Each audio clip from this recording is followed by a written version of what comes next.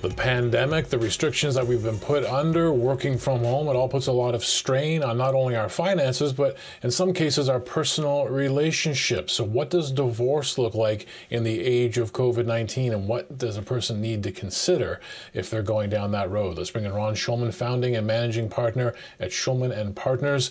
And let's start there. Obviously, we've all seen the headlines. We've heard the stories of relationships disintegrating in the face of the pandemic. From your perspective and your practice, what has it been like, and what do people need to consider? Well, it's a great question, Greg. I think now it's been almost a year, and it's hard to believe almost a year through the pandemic. So when the pandemic initially hit back in March of last year and the restrictions hit, the primary considerations which we've seen our clients come with their disagreements revolved around children, access. What do the health restrictions mean for seeing the other parent, as an example, or making decisions?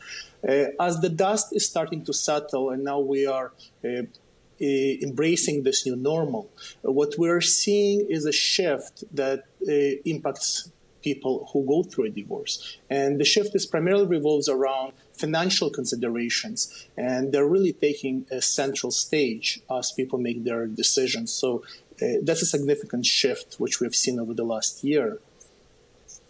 Because you think it would make sense in the early innings, of course, you think if you're going to separate while you're living through a pandemic and there's lockdown orders, and what does it mean for moving out and finding another residence? But now you're saying it's more of a financial concern, I guess, and there's a challenge too, right? Dividing financial assets during a pandemic.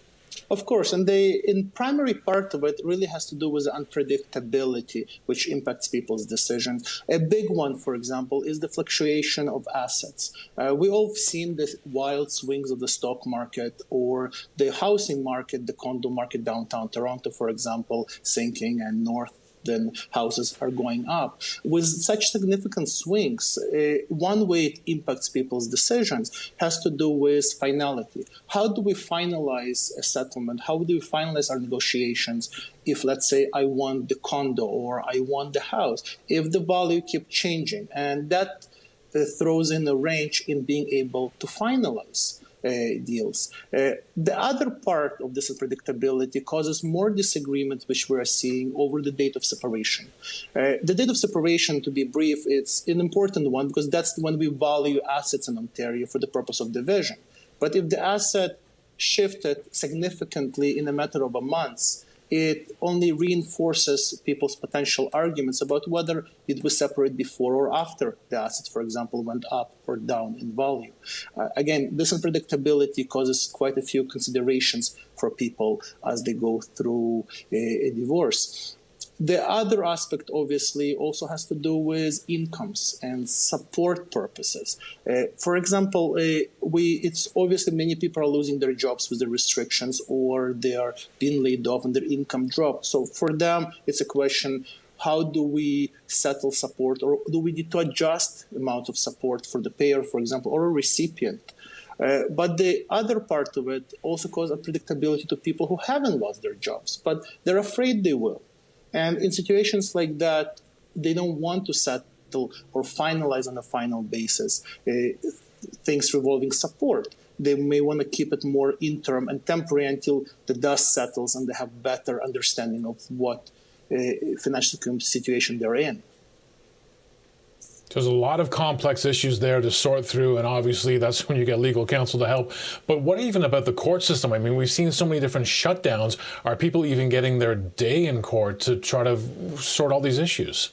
Well, it's a great question because the court systems have been overwhelmed even before COVID. The delays were throughout at all regions. It was obviously difficult and overburdened family law system as it is. So when you have the COVID situation start, I may say the courts have adjusted quite well and quite quickly to remote hearings. We're having hearings over Zoom. We are having telephone conferences and electronic filings. So that makes it more efficient.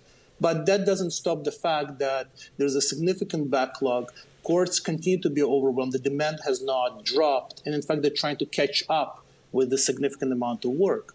So that's another impact on divorce resolution. And what we are seeing and what we're obviously recommending to many of our clients is consider ADR or alternative dispute resolutions. Many cases can be resolved by mediations with the assistance of counsel, through arbitrations, very similar to a court process, but much quicker and out of court. And many times that helps parties quite a bit to avoid the court and go to court only when and if necessary, especially during current times.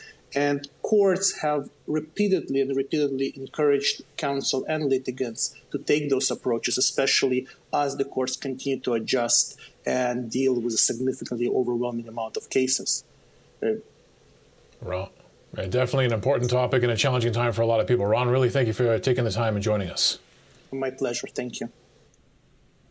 Ron Shulman is founding and managing partner of Shulman Partners LLP.